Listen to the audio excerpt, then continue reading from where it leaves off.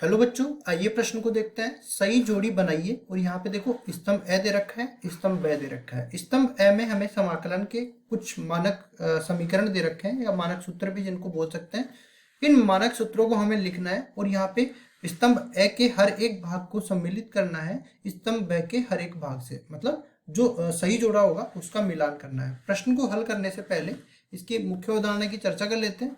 मुख्य अवधारणा, तो देखो मुख्य अवधारणा में ये जो अपने पास स्तंभ ए में जो 5 अपने को फलन भी मान सकते हैं, इनको इनको हमें समाकलित करना है। तो एक एक करके तो इनको समाकलन नहीं कर सकते। इनका जो मानक अपने को सूत्र मिलता है वो हमें याद होना चाहिए। तो यहाँ पे मुख्य अवधारणा में हम लोग लिखते हैं मानक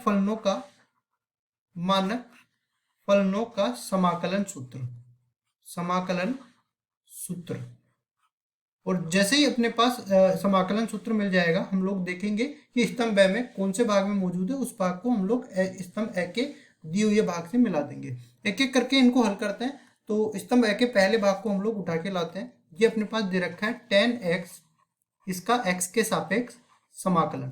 तो ये बराबर होता है, या तो इसको लिख सकते हैं हम लोग log sec x, और या इसको हम लोग लिख सकते हैं माइनस में log cos x, log के गुणधर्म से। और साथ ही साथ यहाँ पे अचर पद भी आने वाला है क्योंकि ये अनिश्चित समाकलन है। तो यहाँ देखेंगे कि log sec x कौन से वाले भाग में दे रखा है। तो देखो log sec x तो नहीं दे रखा, लेकिन माइनस में log cos x दे रखा है डी भाग में। तो पहले वाले का उत्तर हो जाएगा डी वाला भाग। फिर दूसरे वाले भाग में चलते हैं। दूसरा वाला भाग अपने को कोट x का दे रखा है। कोट x का x के सापेक्ष समाकलन। इसका समाकलन जब भी करेंगे तो अपने को या तो मिलेगा log sin x प्लस एक अचर पद c। अगर log का इसमें गुणधर्म लगा देते हैं तो ये बन जाएगा माइनस में log cosec x प्लस एक अचर पद c। तो यहाँ पे देखो log sin x या माइनस log cosec x कौन से में दे रखा है, log sin x दे रखा है c वाले भाग में। तो दूसरे वाले भाग का उत्तर हो गया स्तंभ ब का c भाग। अब चलते हैं और स्तंभ ए का तीसरा भाग हल करते हैं। तो तीसरे वाले भाग में हमें दे रखा है सेक एक्स का x के सापेक्ष समाकलन निकालना है। तो इसके लिए अपने को ये सूत्र आता है log sec x plus tan x, और मापांक भी आता है, लेकिन मापांक में हमें धनात्मक राशि लेनी होती है, तो हम लोग मान के चलते हैं ये धनात्मक है। प्लस एक अचर पद c आ जाता है। और इसके अलावा हम लोग एक सूत्र इसका और लिख सकते हैं, log यहाँ पे आ जाएगा tan पाई बटा 4 प्लस x बटा 2। इस तरह से ये एक और सूत्र होता है अपने पास, प्लस एक अचर पद आ जाता है।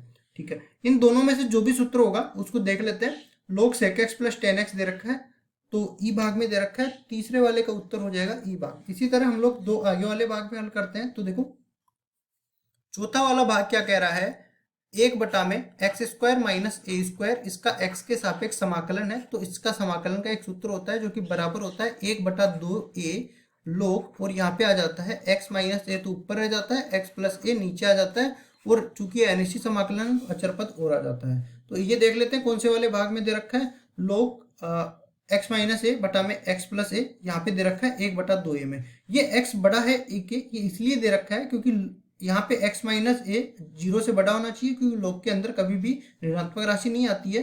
तो ये चौथे वाले भाग का उत्तर हो जाएगा ए वाला भाग। पांचवें वाला भाग भी देख लेते हैं। तो यहाँ से आ जाएगा पांचवा भाग, जहाँ पे अपने पास फलन दे रखा है 1 में ए स्क्वायर माइनस एक्स स्क्वायर, इसका x के सापेक्ष समाकलन करना है। तो इसका भी मानक सूत्र होता है, यहाँ पे आ जाता है 1/2a log, यहाँ पे बन जाता है a प्लस एक्स बटा में a माइनस एक्स, ये बन जाएगा।